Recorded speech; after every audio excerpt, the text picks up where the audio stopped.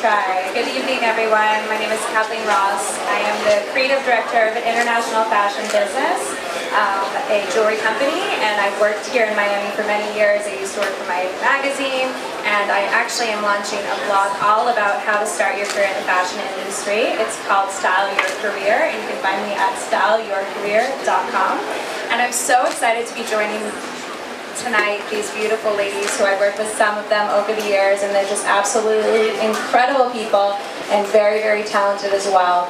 So let's get right into it. I want to know from all of you how you started your career in the fashion industry, and let's start with Miss Natalie. Okay, hi everyone, my name is Natalie, and take over this mic. Okay, so how I started my career, I actually went to school at the Art Institute of Miami, and I studied fashion merchandising and marketing. I took on every opportunity that I could in styling, fashion magazine, fashion production, and then after that, I started working as a luxury visual merchandiser, and which has led me to today to being the owner of Fashion Happy Hour. So I could definitely say that, you know, if you're trying to get into fashion, take up every opportunity, meet everybody, and network for sure.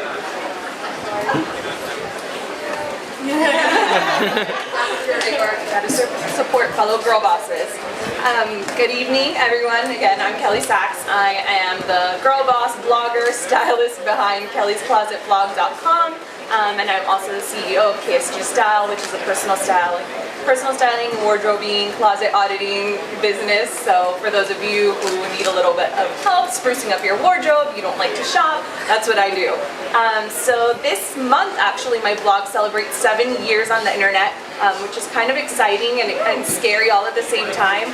I got into blogging 7 years ago when blogging wasn't a thing, it wasn't a career, it was, you know, a diary on the internet where I was just sharing my outfits with my girlfriends and talking about how to curl your hair. I was actually an intern at a local PR firm at the time with Terra Inc., which many of us work with today, and she's, you know, renowned in Miami as one of the top fashion publicists, so I was lucky enough to be one of her interns. I had just graduated from the University of Miami with a bachelor's degree in broadcast journalism. I always wanted to work in television and in journalism and be a storyteller.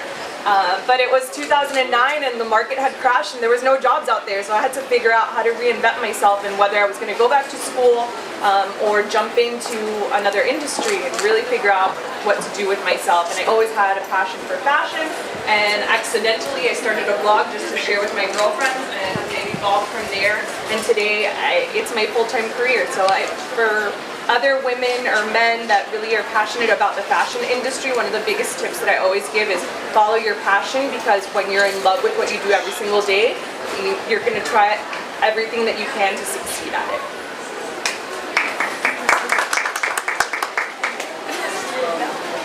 I'm going to keep mine short and simple. I was a freelance writer for the Miami Herald, AOL, NBC. And as a freelancer, I had to supplement my income, so I started teaching on the side, students, middle school. And I did it for many years, and I was writing and teaching, and I decided teaching wasn't for me, so I decided to start my own blog.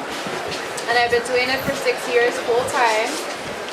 And that's how I got my start. Well, I started blogging in another blog called Fab Chic and Fake in 2009, and it really started out of, like Kelly said, like we just wanted to share our stories. And at the time I was graduating from college, and I got an interview, and I googled what to wear to an interview, and there was no information in Spanish. There were actually many blogs in English but not in Spanish, and I'm like, why don't I do it? I like fashion, but it wasn't like a thing. So I thought, why not do it in a way that's relatable? So I would spend hours and hours reading and researching and sharing the knowledge of what I've learned.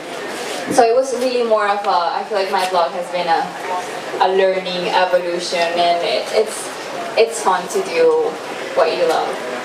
Next question, what can you do to stand out when you start your blog? There's so many amazing bloggers out there now. What do you think is a great way to differentiate yourself?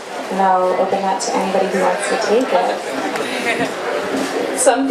This is a question that I think we get fairly often because the market is so saturated with blogs nowadays.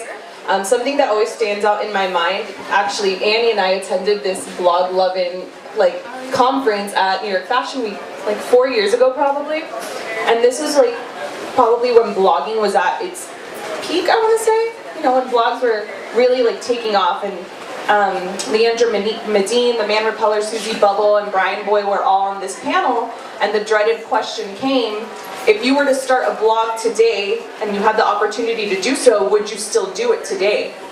And Susie Bubble said no, she wouldn't. And a lot of the new bloggers in the room were kind of freaking out. But I think, while I wouldn't say no today in 2017, if you're gonna do it, you need to find your niche and what's gonna set you apart. Because there are so many blogs out there, and I think the great thing about all of us is that we're all unique. All of our communities, our readers, our followers, our fans, whatever you want to refer to them as, they follow us because we're all different and they love what it is about us that makes us unique and special. So whether you're passionate about fashion, about cooking, about DIY, you need to find what it is that sets you apart and really capitalize on that. Don't try to be the next Kiara Ferragni. Don't try to be the next Song of Style. Don't try to be the next Daniela. It's already been done. Find what's unique about you, pinpoint that, and focus on that, because that's what people are going to love about you and keep them coming back to read your blog. Okay, so everyone wants to know the biggest question, how to grow your social following. There's so many ways to do that, so I want to hear from all of you. Again, focus on quality, focus on creating a relationship with your reader. And I personally love answering to every comment and going on people's profiles and looking back at them. And I feel like blogging became this, I'm a blogger and you listen to me. And I think it was, and it should be a relationship between the reader and the blogger. So I would say like focus back on creating that engagement and real connection